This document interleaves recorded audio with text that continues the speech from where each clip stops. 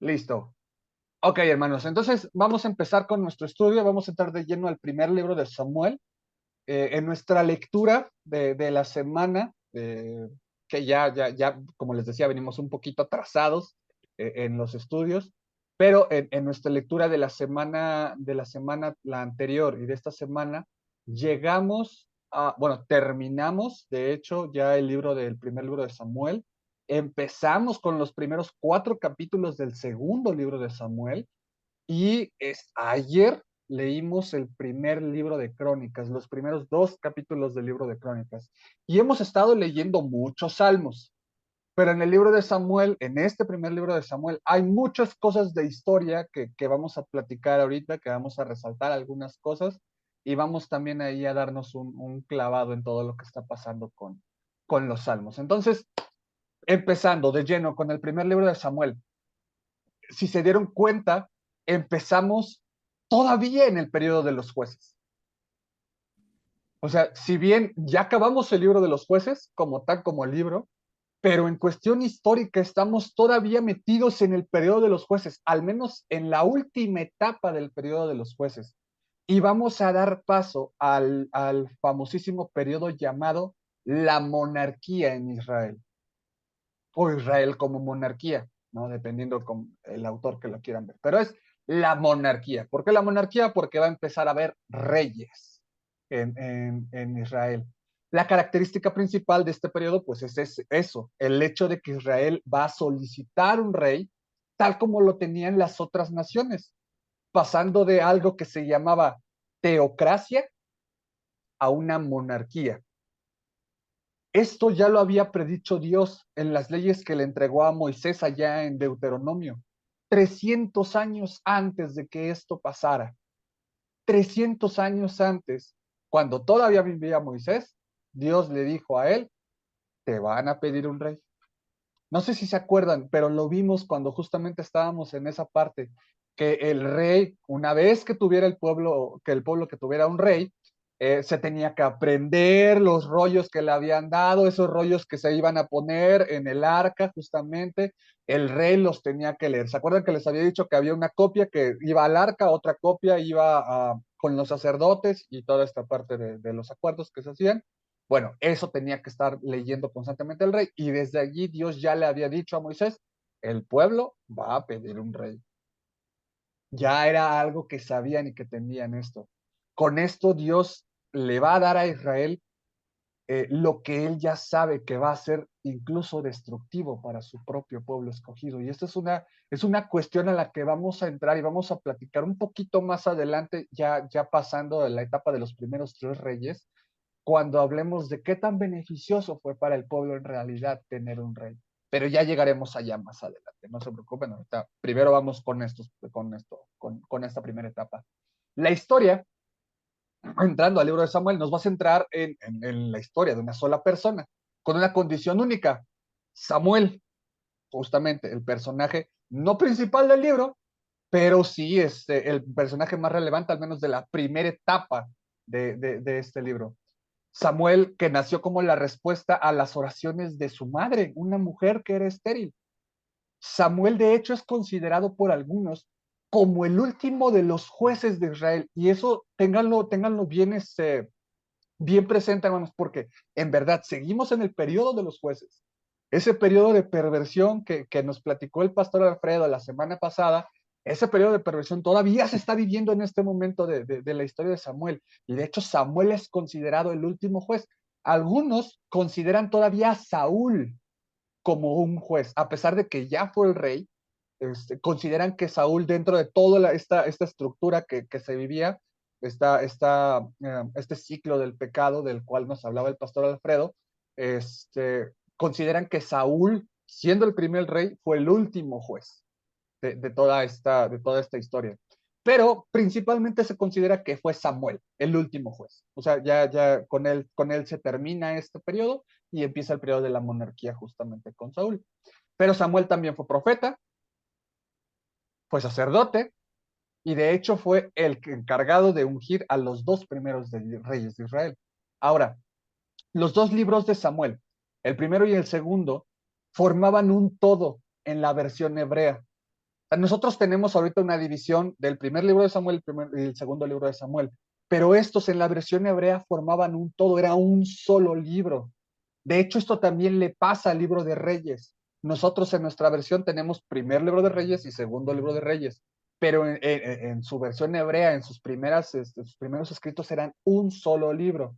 De hecho, hay una traducción, ya les he hablado en diferentes ocasiones de esta traducción, que es la Septuaginta. La Septuaginta es la primera versión en griego del Antiguo Testamento. Es una de las versiones más utilizadas en cuanto a las demás traducciones de la Biblia, porque registros en hebreo de los primeros, por ejemplo, decir que tenemos una copia de este libro de Reyes o de este libro de Samuel sería imposible. Los registros por cuestiones orgánicas y naturales y de tiempo, pero los libros que sí llegamos a tener, que sí se llegan a tener de consulta, físicos más antiguos, tienen que ver con la Septuaginta, esta traducción griega que se hizo hace muchísimos, muchísimos, muchísimos años. Ahora, esta versión en griego juntó los libros de Reyes y de Samuel en un solo libro, grandote, llamado el Libro de los Reyes. Entonces, estos dos libros o cuatro libros que nosotros entendemos, los condensaron en uno solo, así, pum, una sola mega historia que viene desde el final del periodo de los jueces con Samuel, básicamente, hasta el exilio de Israel. Todo eso en un solo libro, así grandotototototote. Después, con el tiempo, lo que hicieron para facilitar la lectura de este libro, porque era un libro tote, lo que hicieron para facilitar la lectura es lo separaron en cuatro porciones. Entonces lo llamaban el primer libro de Reyes, segundo libro de Reyes, tercer libro de Reyes y cuarto libro de Reyes. Ya después, en las traducciones que nosotros ahora tenemos de la Biblia, se retomó esta división, pero se les regresó a sus respectivos nombres. Los primeros dos libros se les llamó primero y segundo libro de Samuel, y los otros dos libros se quedó como el primero y segundo libro de Reyes. Por eso es que tenemos esa división. Yo no sé si ustedes habían preguntado por qué esa división en el primero y el segundo de Samuel, primero y segundo de Reyes. También lo vamos a ver con el libro de Crónicas, algo similar. Era un solo libro que tuvo su división, pero eso tiene una cuestión aparte porque ya cuando entremos al libro de Crónicas vamos a ver cómo es esa división. Entonces, nada más para que lo tengan presente. Por eso es primero y segundo de Samuel, primero y segundo de Reyes. Se hizo esa división hace mucho tiempo en esa cuestión. Ahora, la primera parte del libro de Samuel es atribuido a él, o sea que él lo escribió, ¿no? Normalmente tenemos esto de los libros y quien lleva el nombre del libro es que hemos comentado, ¿no? Principalmente él fue quien lo escribió, ¿no? Pero pasa algo con este libro de Samuel, y es que pues, Samuel se muere en el capítulo 25 del primer libro, y todavía le restan varios capítulos, le restan 10 capítulos del primer libro nada más. Y todavía le resta todo el segundo libro. Entonces sería ilógico pensar que Samuel escribió los dos libros, ¿no? Siendo que se murió en el primero y como tres cuartos del primero, ¿no? Entonces, la última parte del primer libro, así como gran parte del segundo, son atribuidos al profeta Natán, que va a estar ya en el periodo de David, justamente. Y también al vidente Gad. A estos dos personajes se le atribuyen ya la edición final, bueno, la edición general o la primera edición de este libro de Samuel. Sin embargo, es posible que un editor ya posterior tomara todas estas memorias, las memorias de Samuel, las memorias de Natán, las memorias de Gad, tal como lo vimos allá con el libro de los jueces, que tomara todas estas memorias y las uniera, ahora sí, en lo que conocemos hoy como el libro de Samuel. Ahora, esto debió de haber ocurrido hacia finales de esta etapa de la monarquía. No, no pasó posterior al exilio, todavía pasó cuando Israel era un reino, como bueno, un reino dividido, pero era un reino, ¿no? Todavía no era conquistado por los babilonios. Entonces, para que lo tengamos presente, la primera parte del libro de Samuel, hasta el capítulo, al menos hasta el capítulo 24, es muy probable que lo escribió Samuel. La otra parte y el segundo libro es probable que lo haya escrito el profeta Natán y el vidente Gad. Y ya la estructura que tenemos total del libro es muy probable que lo haya escrito ya un editor posterior. aún todavía en la etapa de la monarquía. Ahora, entrando de lleno a la historia que nos cuenta este libro, necesitamos visualizar muy bien que seguimos en el periodo de los jueces. Ya se los comenté ahorita, pero se los vuelvo a remarcar. Es importante que entendamos este contexto histórico en el que estamos. Seguimos en el periodo de los jueces. La perversión que leímos en el libro anterior, esa perversión terrible que vimos con los benjaminitas, con el levita, con todos estos, sigue vigente en este momento. Ese es el contexto en el que están. El momento histórico después de Salomón, perdónenme, después de Sansón. En ese momento histórico estamos, recuerden, Sansón estaba con los filisteos. Entonces, ahorita, si se dieron cuenta en toda la parte de la lectura de Samuel, la mayoría de problemas son con los filisteos. Y ahorita vamos a tratar un poquito más acerca de esto. Pero esta perversión que se estaba viviendo está vigente en la vida de Samuel y todavía posterior a su muerte. Y esto es algo muy importante de resaltar, ya que vamos a ver muchas de las consecuencias de la desobediencia y la perversión de Israel marcadas en los personajes principales.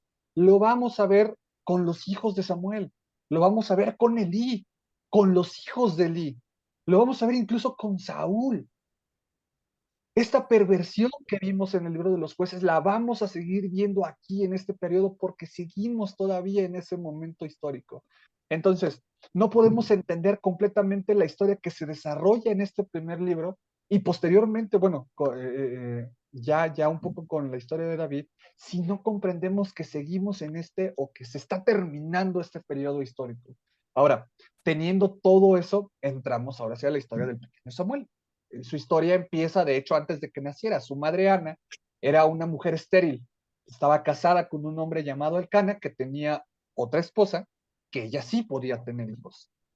Ana ora al Señor haciendo un pacto con él, y esto es importante porque hablamos de los pactos en números. Hablamos del pacto hace una semana con Jefté. Y aquí Ana está haciendo otro pacto. Esto le da continuidad a las historias que venimos leyendo, en concreto, como les decía, la historia con Jefté y la historia de los pactos. Ahora, yo quiero hacerles una pregunta aquí para introducirnos un poquito más a todo esto, y hacerlo un poquito más dinámico. ¿Ustedes alguna vez, y si lo quieren comentar, claramente el micrófono está abierto, alguna vez han hecho una promesa de la cual se han arrepentido? Una promesa en la cual ustedes hayan llegado al punto donde tenían que cumplir con esa promesa y ya no lo querían hacer, por una u otra razón, pero que haya llegado el punto donde dijeran, ay, es que, ah, no, o sea, sí te lo prometí, pero no. ¿Alguna vez les pasó? Sí, pastor. Marta dice que sí.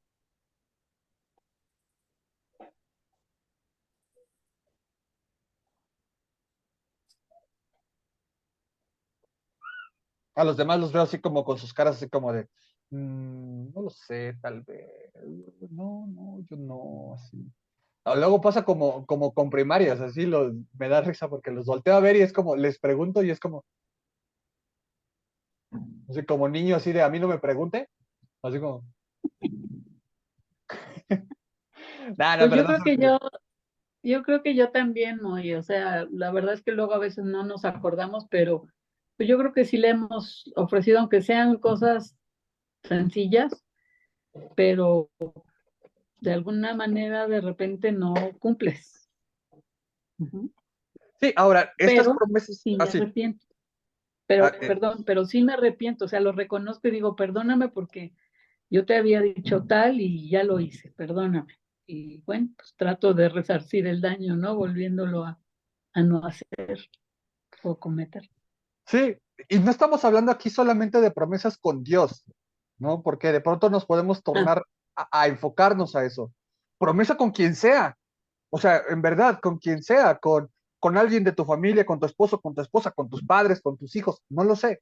O sea, un tipo de promesa que hayas hecho con alguien y que de pronto es así como de, híjole, no, ya no voy a poder, o ya no quiero. O sea, eso también es así válido, ¿no? O sea, a veces es esta parte de que ya no puedes, pero a veces llega el ya no quiero. O sea, sí te prometí esto y todo, pero ya no quiero hacerlo, ya no quiero seguir en esa situación, ya no quiero seguir embarcado en ese problema, no sé, pasa. Eh, Leemos la historia de Ana y nos conmueve. O sea, la historia de Ana creo que a todos nos conmueve, porque eh, al igual que Jefté, igual que promesas anteriores, como lo vimos, debes de tener mucho cuidado con lo que dices. Debemos de tener mucho cuidado con lo que prometemos. En el caso de los israelitas era algo súper delicado. Los pactos, las promesas eran algo muy delicado. Perdón. Estamos acostumbrados de pronto a así romper promesas. O sea, es muy fácil en la actualidad romper promesas, pero en ese tiempo era algo muy delicado. Y algo a resaltar cuando vemos la historia de Ana, este momento donde está orando allí en este lugar, en Silo, es la conducta de Elí. Otra vez, recordando el momento en el que estamos. Elí, el sumo sacerdote, que estaba en Silo, que era el principal lugar de adoración de Israel en ese momento. Recuerda que estamos en este contexto de perversión total. El comentario que Lee le hace a Ana es bastante agrio. Ana estaba orando en voz baja, en silencio, y de pronto Eli agarra y llega y le dice, oh, tú borracha ya, ¿no? O sea, en vez de pensar, la mujer está, no sé, está triste, está desconsolada, está... No. Lo primero que le pasó por la mente de Eli es, esta mujer está borracha. Así. A ver, querida, ya, levántate, ya, casi es lo que le está ahí diciendo Eli a Ana. Entonces, sí, este tipo de cosas, detallitos que parecen de pronto así nada más superficiales, en realidad nos muestran parte del carácter de estas personas, parte de lo que se está viviendo en este momento. Muestra de una vida de Eli no tan acorde al ejemplo que Dios estaba ordenando, siendo él un sacerdote, siendo él el sumo sacerdote de Silo. Tiempo después, por fin nace el pequeño Samuel y su madre no tiene más remedio que cumplir su promesa. A quienes son madres y padres, ¿se imaginan tener que hacer algo así como Ana? O sea, tener que entregar a tu hijo porque hiciste esa promesa. Ahora, yo no sé si a ustedes les pasó algo similar a Ana, ¿no? Porque el caso de Ana es muy particular, una mujer que no podía tener hijos y que le promete a Dios eso. Si tú me permites tener un hijo, si tú me concedes tener un hijo, yo te lo voy a conceder a ti. Así. Y probablemente lo que era la mayor alegría de Ana en ese momento también se terminó convirtiendo en algo muy triste para ella. Separarse de su hijo. Tener que separarse de su hijo fue algo increíble en realidad.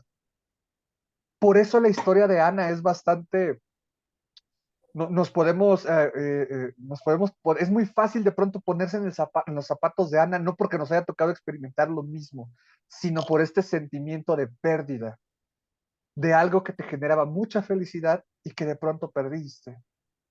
Entonces, por eso es de pronto muy fácil ponernos en sus zapatos.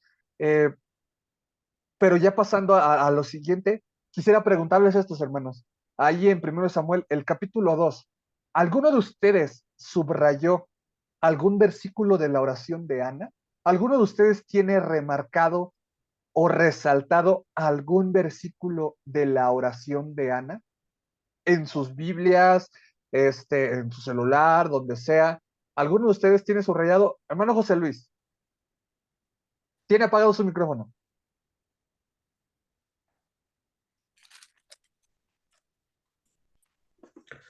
Yo tengo dos. Dice, no hay santo como Jehová, porque no hay ninguno fuera de ti y no hay refugio como el Dios nuestro. Ok. ¿Alguno de ustedes tiene algún versículo resaltado en la oración de Ana? Muchas gracias, hermano José Luis. Adriana, tu micrófono, Adriana.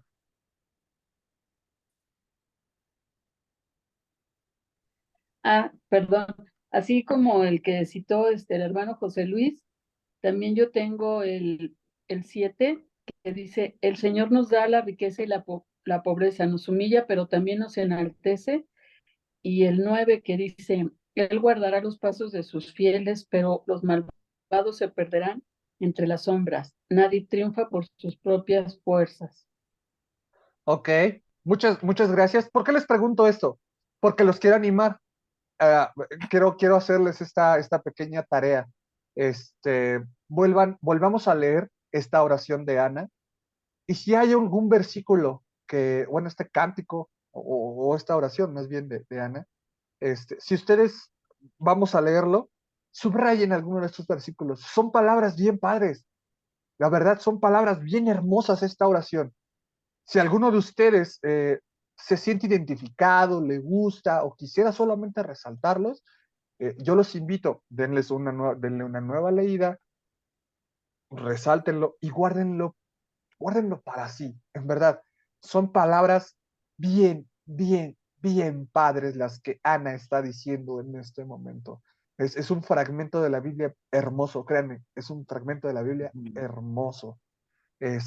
Tal fue la bendición para Ana que tuvo la oportunidad de incluso tener otros hijos posterior al cumplimiento de la promesa. Entonces, esta parte de haber perdido, ¿no?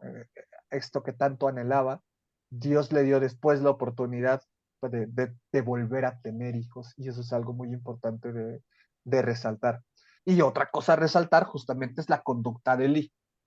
No, perdón, eso ya lo vi, perdón. Regresando a los hijos de Eli, justamente, que es lo que sigue después de la oración de Ana, recordemos por como quinta o sexta vez el contexto histórico en el que estamos. Esto no justifica las acciones de los hijos de Eli, pero nos permite ver más claramente el porqué de sus acciones, por qué los hijos de Eli eran como eran, por qué Eli era como era. ¿Recuerdan cómo cerró el libro de los jueces? ¿Recuerdan cómo termina las últimas palabras con las cuales termina el libro de jueces?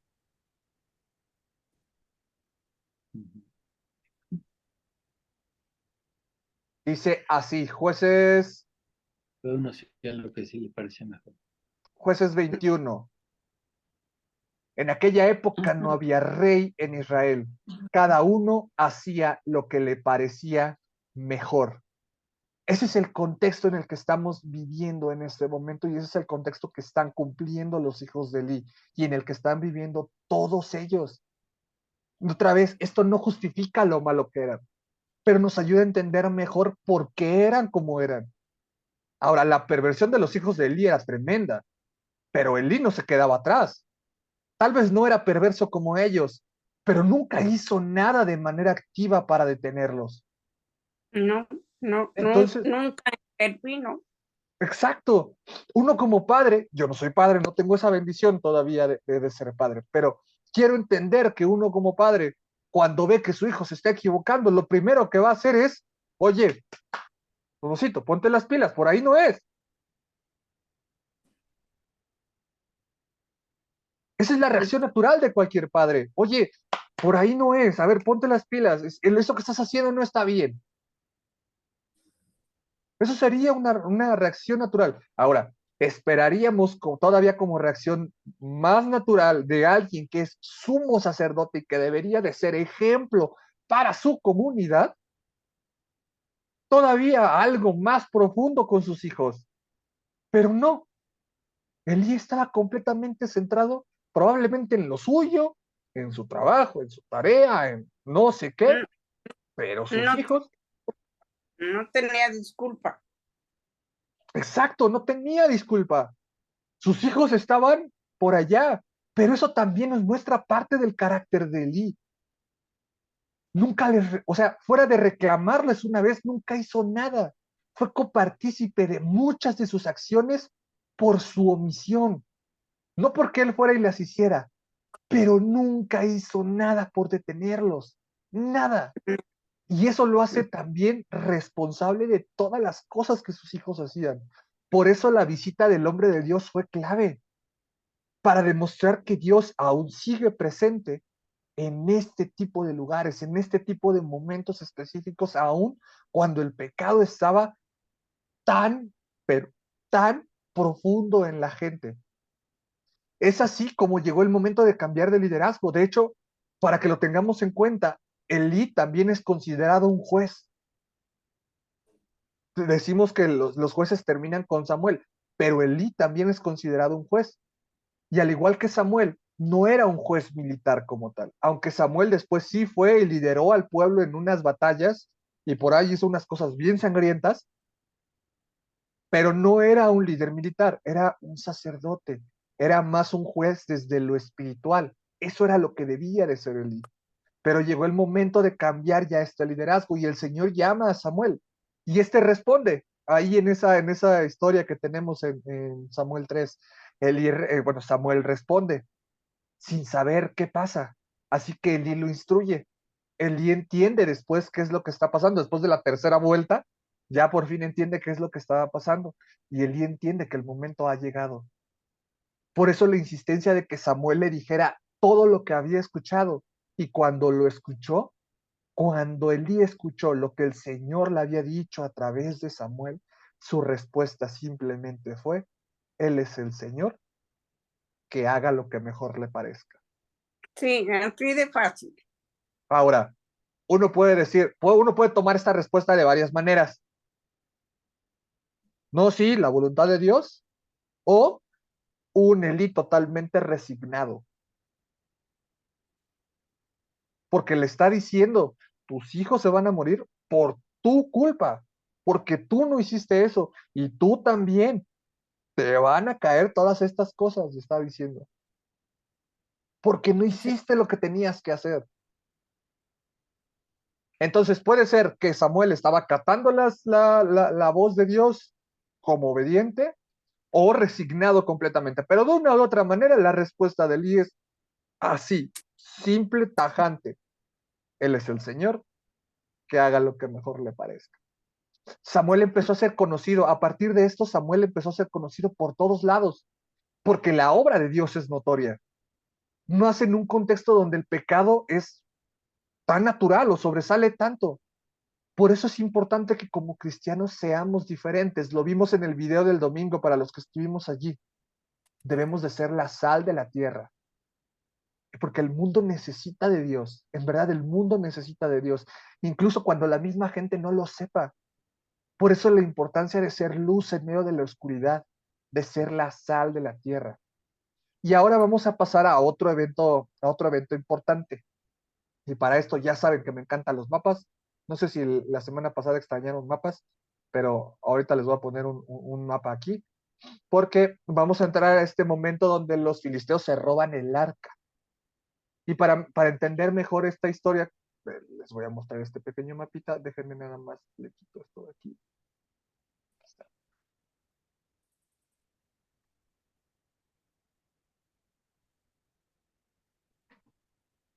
Esto es ahorita que les aparezca, es un estimado de lo que era el reino de Israel en los tiempos justamente de Samuel y de David, de Saúl y de David. Todo lo que está resaltado en azul fue la máxima extensión que tuvo el reino en esas épocas.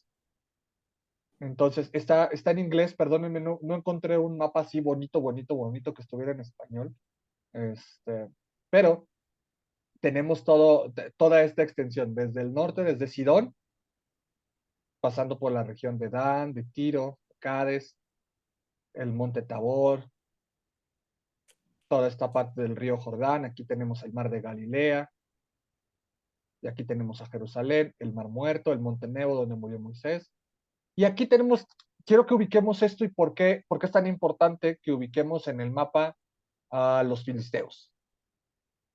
¿Vale? Esto es el reino de Israel y todo esto es el reino de los filisteos, esta parte de aquí. Los filisteos eran muy conocidos porque estaban pegados al mar, era un reino que basaba mucha de su economía en el mar, en todos los recursos marítimos. Ellos también fueron en su momento de los principales trabajadores del hierro. Todavía no existe el acero, pero sí del hierro. Por eso ellos tenían grandes armaduras de metal.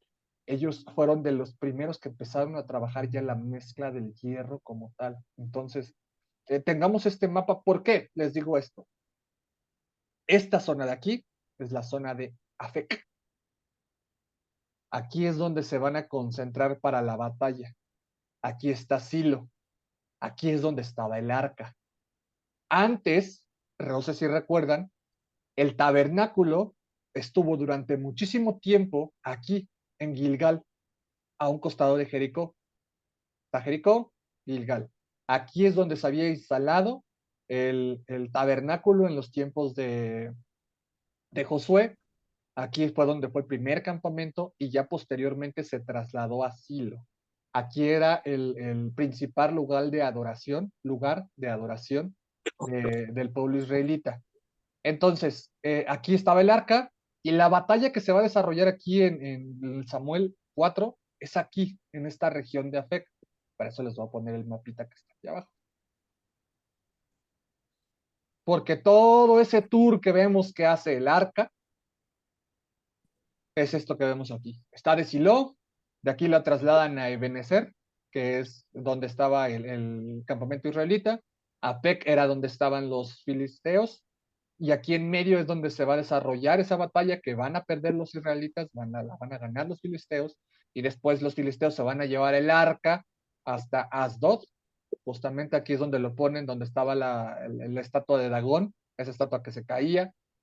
Después la van a llevar a Gat, la van a trasladar por Ecrón, la van a traer a esta zona de Bet Shemesh, y el último lugar donde va a estar el arca es aquí, en esta zona. Déjenme, leo el nombre en español. Kiryat Jearim. Aquí dice Kiryat Jearim en inglés. Aquí es donde ya los filisteos se van a desesperar porque puras desgracias les trae esa arca, entonces ya se los van a regresar mejor a los israelitas porque puro relajo les está trayendo. El arca por fin regresa a los israelitas, se les entrega ya posteriormente. Entonces, este es el traslado que va a sufrir el arca del Señor. ¿Y porque les marco todo esto? Porque les digo todo esto de aquí para que lo veamos en el mapa. Bueno, el arca se había vuelto para los israelitas un amuleto, básicamente. Se había vuelto casi un ídolo. Desde que había pasado este evento con Josué, que se abrió el río Jordán y que todo iba con el arca, y recuerden que ahora el pueblo tenía que seguir a Josué, desde ese momento los israelitas habían tomado ya el arca básicamente como a Dios. Entonces, cuando necesitaban de algo, al arca, vamos con el arca. Necesitaban algo en concreto, algo específico, vámonos con el arca. Tráete el arca, tráetela para acá. Necesitamos ganar esta batalla, tráetela. Y eso es lo que están haciendo aquí en esta batalla con los filisteos.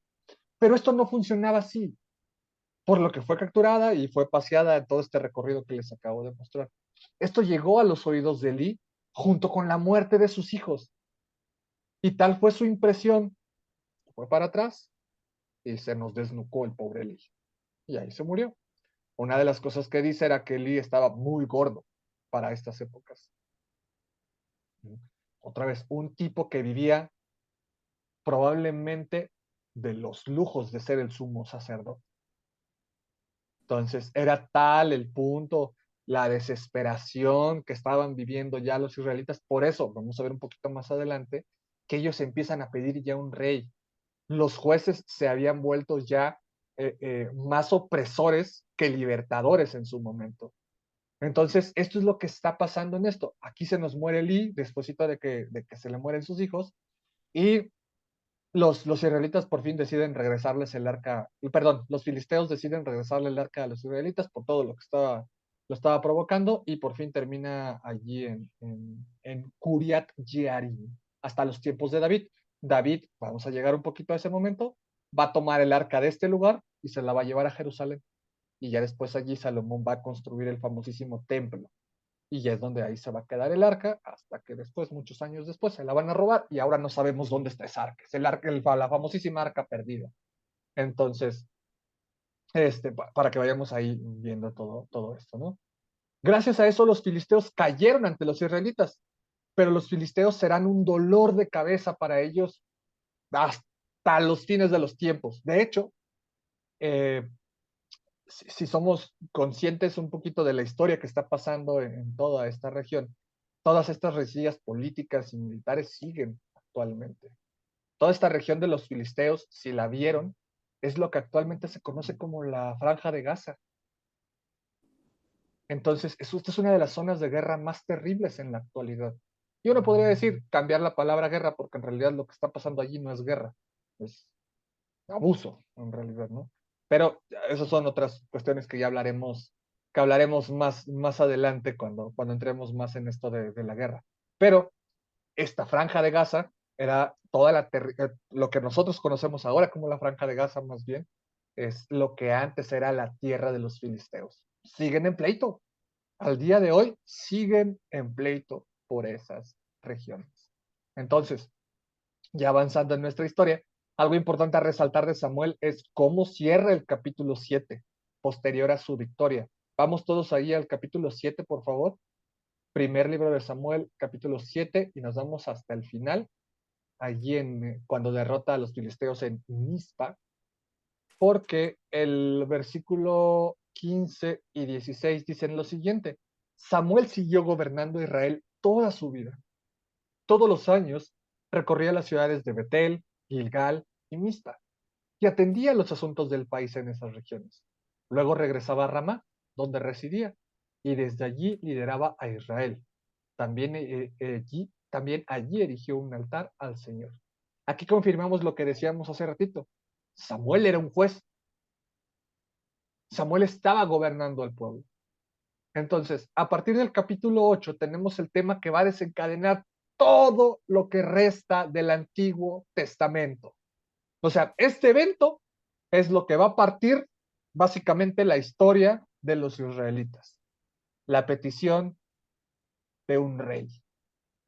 Y vamos a detenernos un momento en esta situación, porque es muy importante que nos quede a todos bien claro y que tengamos todos una idea bien clara de todo lo que está pasando aquí, porque gran parte de todas las desgracias que van a venir después vienen a raíz de esta situación. Entonces, el impacto de este evento va a marcar el futuro, bueno, el presente y el futuro del pueblo hasta la llegada de Jesús, quien es el verdadero rey. Entonces, de entrada, tenemos que los hijos de Samuel no eran como su padre. Al contrario, le estaba pasando lo mismo que a su maestro Elí. Sus hijos eran un relajo, los hijos de Samuel. Samuel había gobernado a los israelitas por varios años y en ese tiempo el Señor estuvo con ellos, al igual que estuvo con los caudillos del libro de Jueces. Pero en cuanto los hijos comenzaron a gobernar, todo empezó a decaer. Esto provocó que los israelitas fueran con Samuel a hablar sobre el futuro. Y va a llegar el momento donde Samuel ya no iba a estar con ellos. Y no querían que el gobierno siguiera igual, con jueces que estuvieran así nada más, caudillos que los estuvieran trayendo así, que al final siguieran en el mismo problema. Tenían presente este ciclo de estos jueces se habían levantado y no. Ahora, yo aquí sí quiero pararme un momento antes de empezar con explicaciones y todo lo demás, con lo que ya leímos, con lo que ya vimos. Rápidamente, me voy a ir así con los que tengo cámaras prendidas. Hermana Fabiola, ¿usted por qué cree que los israelitas pidieron un rey? Por la experiencia que habían tenido con el último sacerdote, el de los hijos que hacían lo que se les pegaba su gana, y que él, como lo acabábamos de comentar, como sacerdote, pues nada más se enteraba y no hacía nada. Entonces ellos ya estaban hartos de ese tipo de Gobierno. sí, de los sacerdotes que habían, y ese fue uno de los peores porque los hijos habían hecho las cosas más increíbles y el sacerdote, en vez de tomar otro tipo de actitudes, no nada más les decía, ¿por qué el pueblo está diciendo que se hacen esto, hacen lo otro? Y cuando le dan la noticia y lo que dijo Dios, que no iban ni él, ni sus hijos, ni su descendencia iban a morir. Digo, al contrario, iban a morir jóvenes, ninguno iba a llegar a ser rey. Entonces, ya estaban hartos y por eso piden un rey. Pero también el Señor, con toda su bondad, con todo su amor, sabía y le dice que está bien, que a él lo habían dejado de considerar como lo que era el único rey, el único Dios. Pero el pueblo no hace caso y insiste en que quieren un rey, porque como todas las otras lugares tienen un rey que los mande y que los lleve a las guerras y todo, olvidándose de quién había estado con ellos todo el tiempo y quién los había dado esa tierra prometida. Se olvidaron y todavía después de olvidarse siguen insistiendo y piden un rey. Entre los que se encuentra como el primer rey fue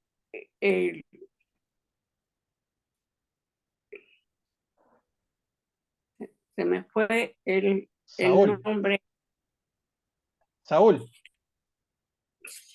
exactamente, y Saúl se dedica a perseguir hasta quería acabar con David, que después se viene toda la historia y por qué llega a ser David el rey que el Señor había elegido después de que Aarón se le desobedeció y aún así siguió con todo y que el Señor no estaba de acuerdo, aún siguió reinando y queriendo terminar con el elegido del Señor que era David. Okay. Y después David, así se sigue toda la historia en Reyes. Sí, allá nos agarramos con David y todos los demás reyes que vienen, y su hijo y todo. Muchas gracias, hermana Fabiola. Por ahí va, justamente por ahí va la idea. Voy a preguntar aquí de este lado, hermana Angelita, ¿usted por qué cree? Sí, ya le pregunté. ¿Por qué cree que los israelitas pidieron un rey? Pues porque sí estaban cansados ya del gobierno de los jueces, pero también se daban cuenta que los otros reinos, los otros pueblos tenían reyes. Entonces, ¿por qué dijeron, bueno, por qué ellos tienen y por qué nosotros no? ¿No? O sea, recuerda que somos muy dados como humanos a imitar, ¿verdad? Lo demás, pero también es cierto que se olvidaron de que el Señor los guiaba, que el Señor era su rey, ¿no? Y pues porque también la palabra se cumplió, el Señor ya sabía que iban a pedir un rey desde Moisés, ¿no?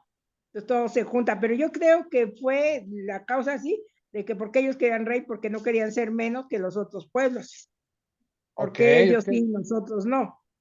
Ok, eso sería mi perfecto. comentario. Va, muchas gracias, hermana Angelita. Eli Morales, ¿tú por qué crees que el pueblo, los israelitas pidieron un rey? Pues lo que dijo la hermana Fabiola y la hermana Ángeles, estoy totalmente de acuerdo con ellas.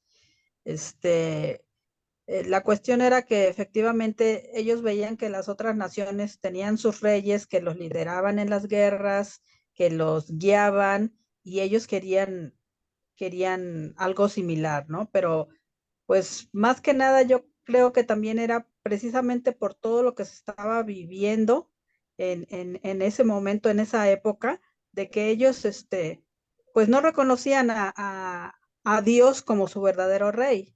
Entonces, pues fue un poco de todo, ¿no? El hecho de los malos jueces que tuvieron, el hecho de querer ser como las otras naciones y también el hecho de no querer reconocer que ellos ya tenían un rey que los guiaba, ¿no? Ellos querían ver a alguien físicamente, ¿no? Como las otras naciones, porque se acostumbraba que los reyes eran los que iban delante en las batallas y ellos querían, pues, ver a alguien ahí físicamente, ¿no?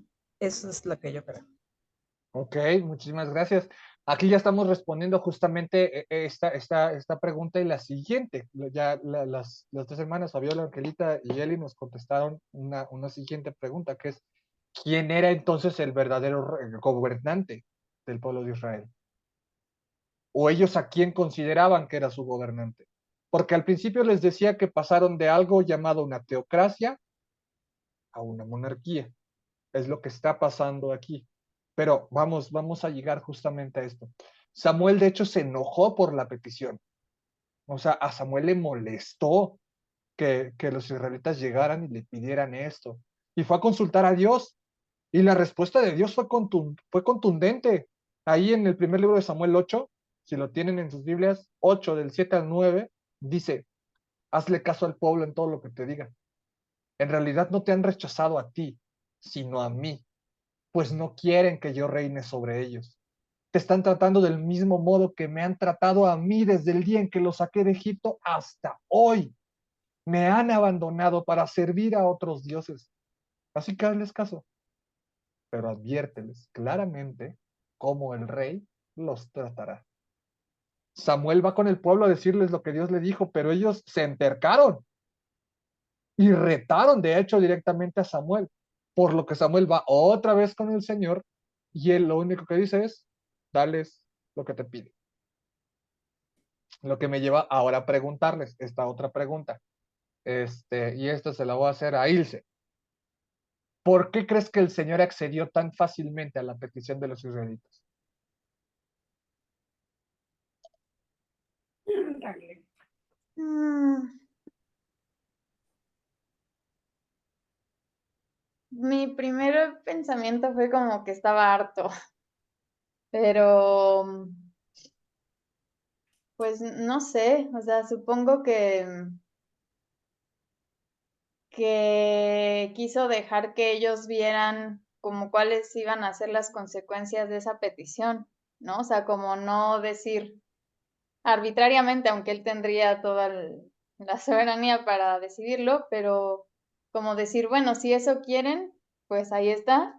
O sea, vean las consecuencias de lo que es tener un humano frente a ustedes, si es que creen que lo pueden resolver mejor que yo, ¿no? Porque al final creo que ellos pensaron que, como en términos de justicia, meramente humanos, y por eso dejaron a Dios de lado. Entonces yo creo que Dios también dijo como, bueno, o sea, si ustedes no me quieren tomar en cuenta, pues yo no los voy a obligar a nada, me hago a un lado y pues enfrenten las consecuencias que creo que enfrentaron realmente después. Pero pues sí, yo creo que pues como que solo Ok, les dio chance. ok. Eli Galeano, la misma pregunta. ¿Por qué crees que el Señor accedió tan fácilmente a la petición de los israelitas?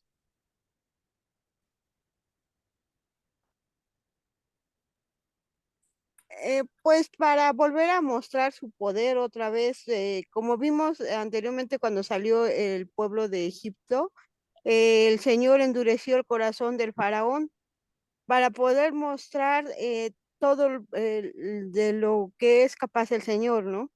Entonces, creo que también, pues bueno, nosotros somos de corta memoria y pues el Señor tenía que volver a mostrar nuevamente su poder y lo iba a hacer, pues ¿cómo? Con los errores de su pueblo. Ok, perfecto. Muchas gracias, Eli.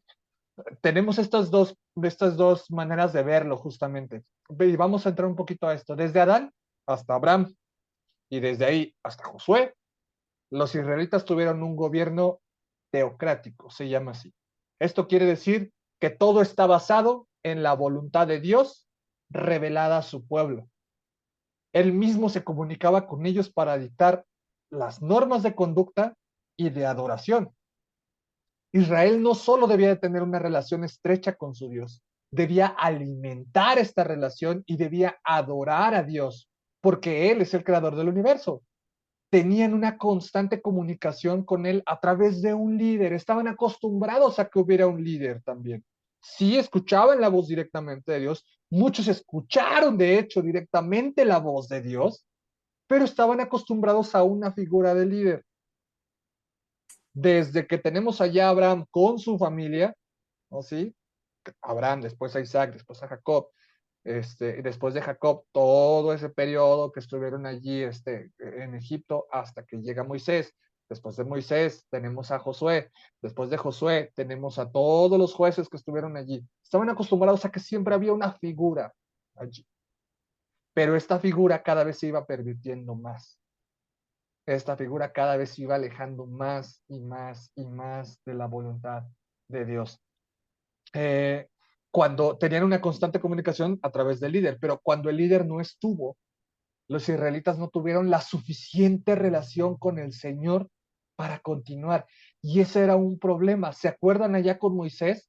Cuando el pacto tenía que hacer entre el pueblo y Dios y la comunicación tenía que hacer entre y el pueblo directamente, los israelitas directamente con Dios. Pero los israelitas le dicen a Moisés, no hombre, mejor tú. No hombre, a mí me da miedo eso, ¿eh? Ese monte lleno de fuego y de sonido de bocinas y los truenos y todo eso. No, hombre, mejor ve tú. Y ahí marcaron una línea a los israelitas. Y a partir de ese momento se empezaron a acostumbrar a que todo era a través de un tercero, básicamente. Y el periodo de los jueces fortaleció todavía más esta idea. Los israelitas necesitaban la figura física de alguien a quien seguir. A pesar de tener al Dios todopoderoso con ellos y de tener la oportunidad de establecer una relación de adoración con Él, decidieron seguir lo que el mundo ofrecía. ¿Te suena esta situación? Porque esto se sigue dando hoy en día. Muchas veces preferimos cualquier otra cosa antes que fortalecer y nutrir nuestra relación con Dios. Por eso debemos de tener muchísimo cuidado de no parecernos a los israelitas, de buscar primero a nuestro Dios antes que cualquier otra cosa.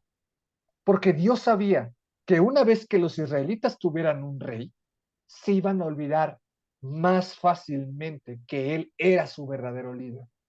Ahora, el problema no era como tal que ellos pidieran un rey, porque como lo habíamos visto, esto ya lo había pronosticado Dios. El problema no era que pidieran un rey como tal.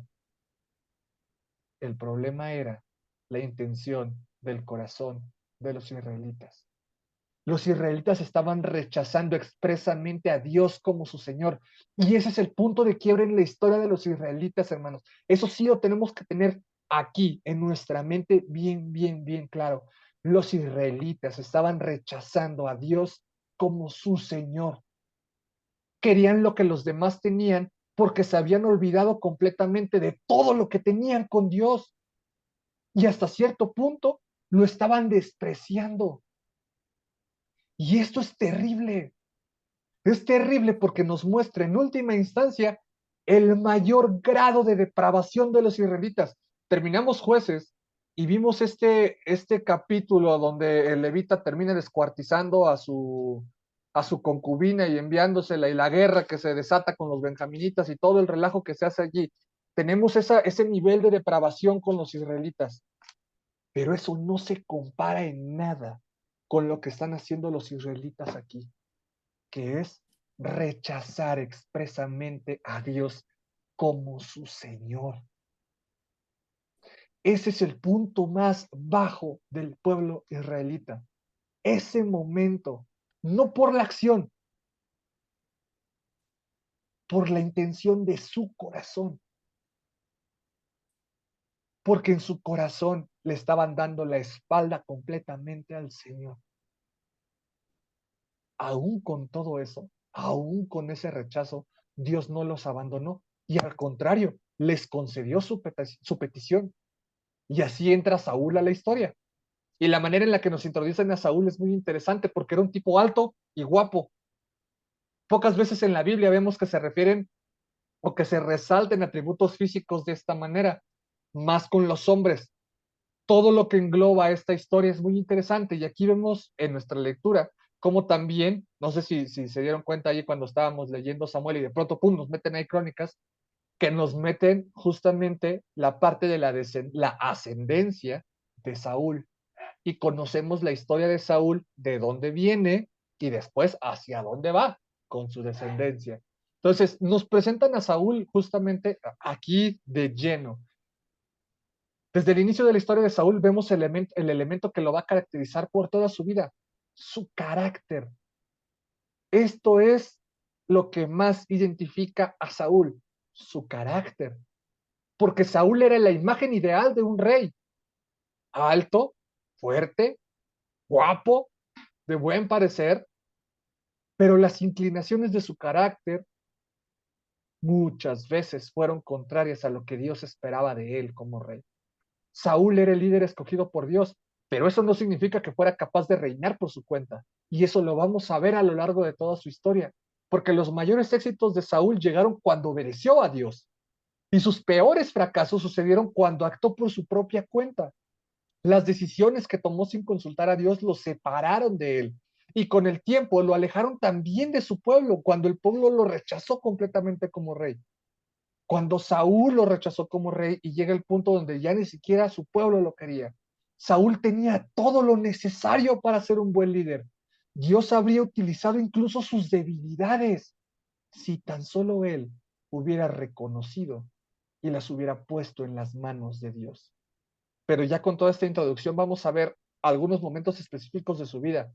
Saúl es elegido rey en Mizpa, el mismo lugar donde Samuel había derrotado a los filisteos. En este lugar los israelitas se habían reunido para tener un tiempo espiritual previo a la batalla, a otra batalla con los filisteos. Saúl fue elegido por medio de la suerte.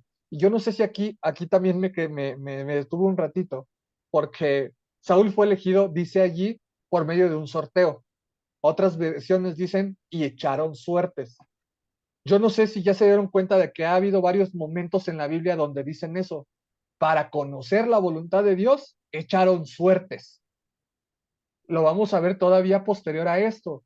Cuando quieren recibir una respuesta directamente de Dios, echaban suertes. Para nuestro contexto, de pronto esto puede sonar bien fuerte, porque estamos acostumbrados a que esto de echar suertes es apostar, andar allí de taúres, ¿no? Ya sea con barajas, fichas, dominós y todas esas cosas así que relacionamos luego con apuestas como tal, ¿no? Pero aquí tiene un contexto un poquito diferente, esto de las suertes. Porque a lo largo de la Biblia vemos en diferentes ocasiones que se echaban suertes para decidir algo. Muchas veces era para saber la voz de Dios y en otras ocasiones solamente era para tomar una decisión importante. Pero ¿qué implicaba esto de echar suertes? Bueno, era tomar una decisión basado en la voluntad de Dios a través de elementos físicos. En algunos casos eran dados o un tipo de dados, no los dados como los que conocemos actualmente, era un tipo de dados, pero en cuestiones religiosas era con algo que se llamaba el Urim y el Tumim, perdón. Estos dos elementos que ya vimos anteriormente. Punto para el que me diga dónde vimos el Urim y el Tumim.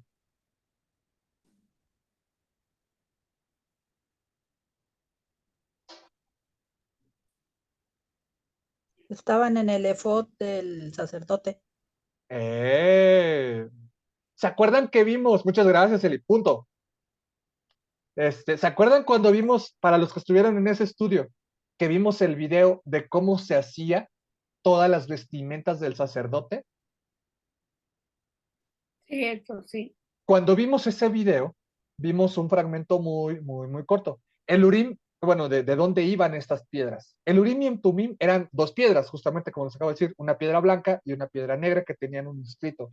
E iban en el pectoral o en el efod justamente del sacerdote. Esto lo vimos allá en Éxodo, justamente cuando se describen las vestiduras sacerdotales. Y les voy a mostrar así de volada cómo eran, o cómo es una idea de cómo eran.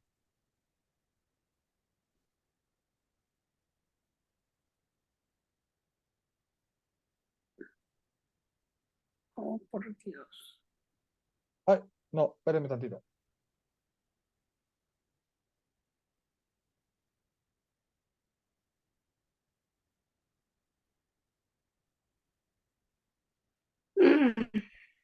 Ahí está.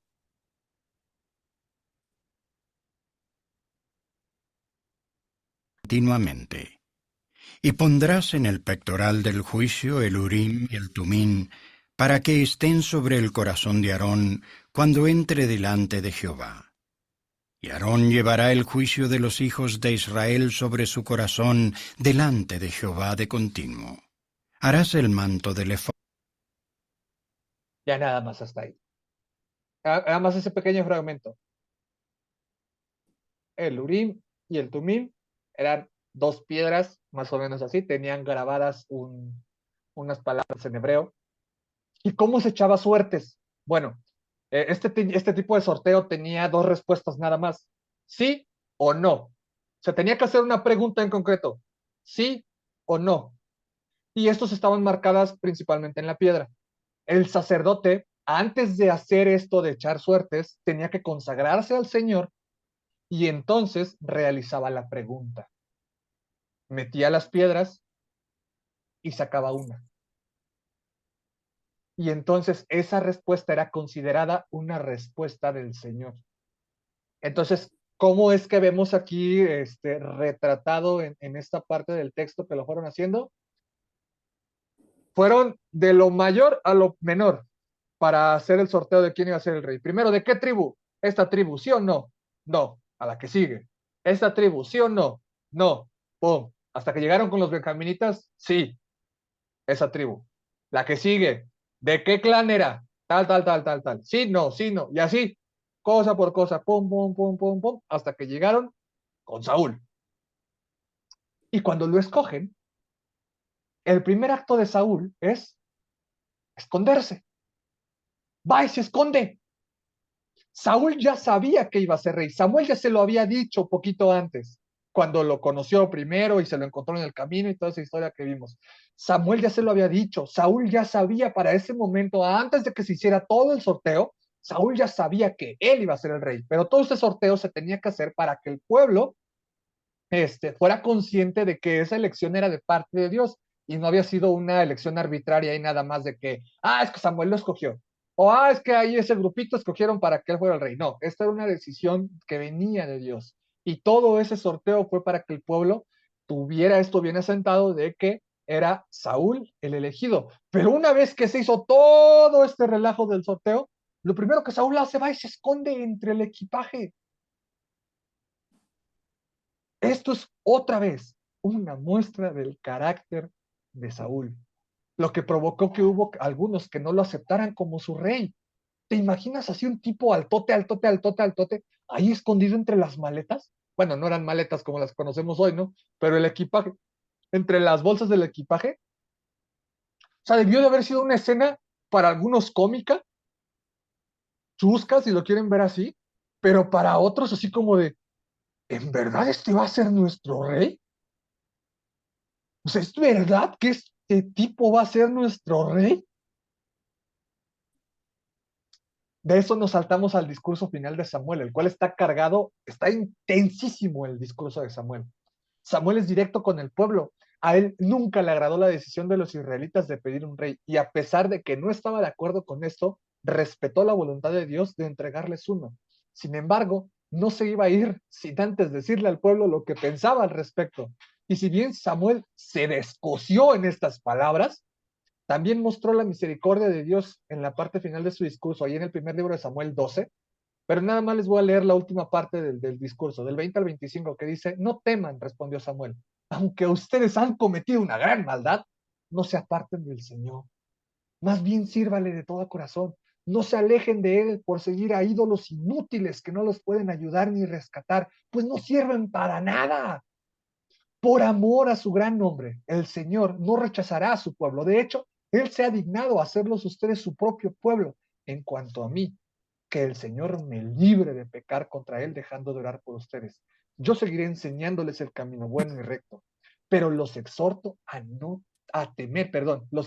temer al Señor y a servirle fielmente y de todo corazón, recordando los grandes beneficios que Él ha hecho en favor de ustedes.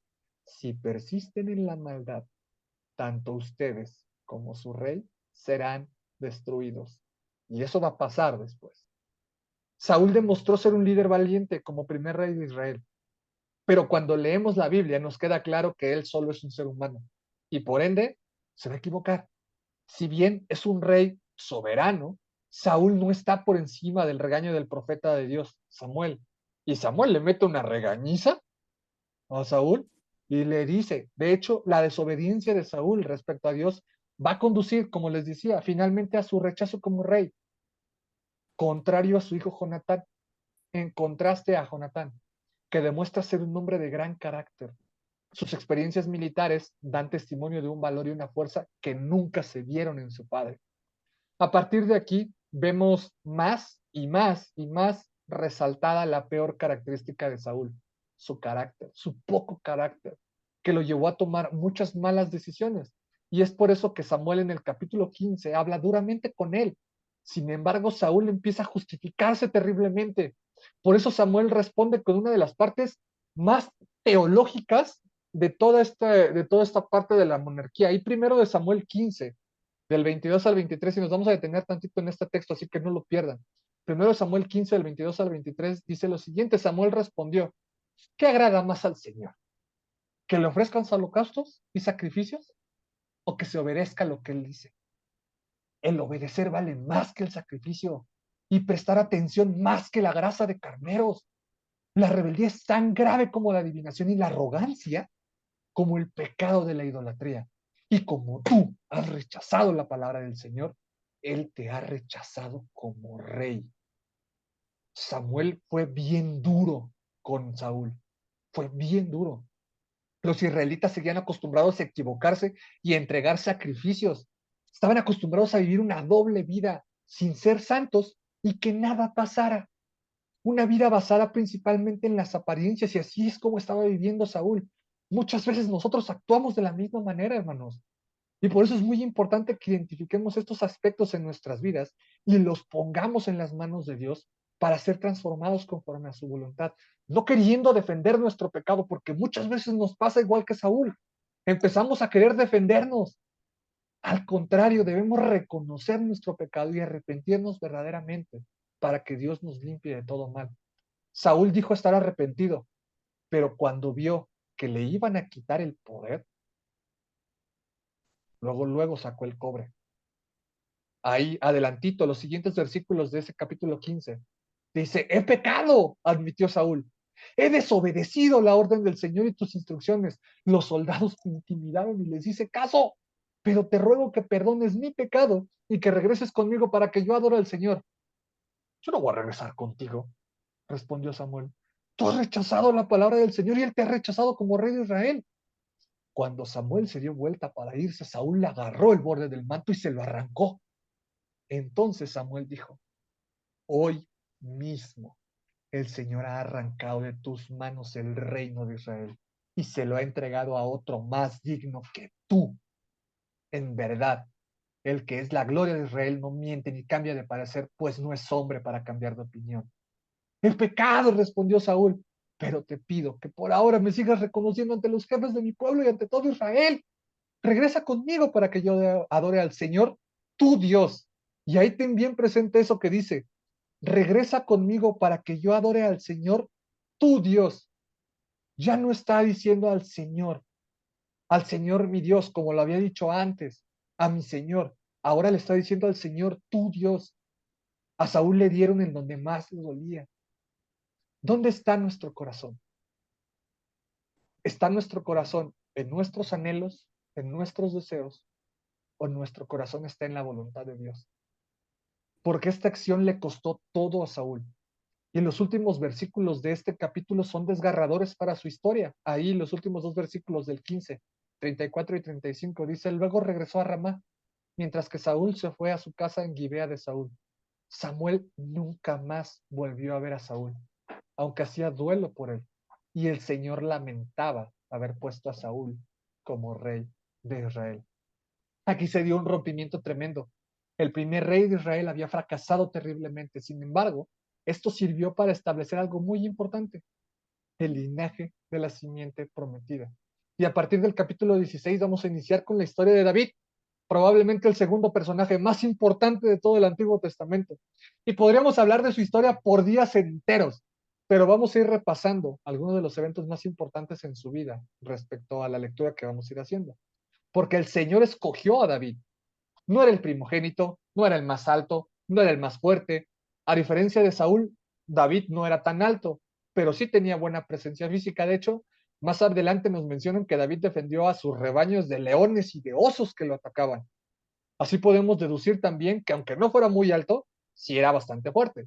Pero David tenía algo único: tenía el corazón conforme al corazón de Dios.